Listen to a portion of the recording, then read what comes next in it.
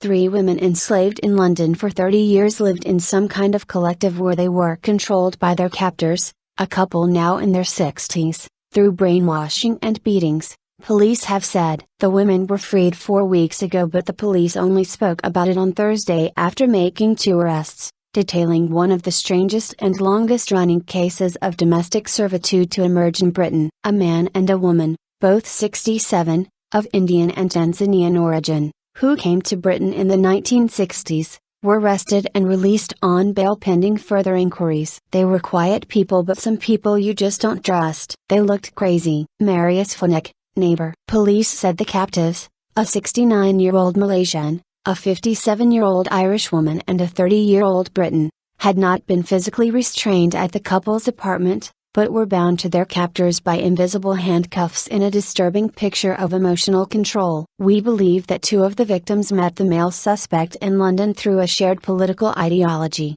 and that they lived together at an address that you could effectively call a collective, Commander Steve Rodhouse said in a statement on Friday. Somehow that collective came to an end, and how the women ended up continuing to live with the suspects for over 30 years is what we're seeking to establish. But we believe emotional and physical abuse has been a feature of all the victims' lives. It remains unclear how the youngest woman came to be there, but police said they believe she has been with the suspects all of her life. Police said the captives were not related. Tip of the iceberg. The suspects, who were arrested on suspicion of slavery and domestic servitude as well immigration offenses, were previously arrested in the 1970s, the police said. Without elaborating, police carried out house-to-house inquiries near the modern, low-rise apartment block, seeking evidence for a case which they said could take months to piece together. Neighbours in Brixton, South London, expressed shock. Marius Feneck,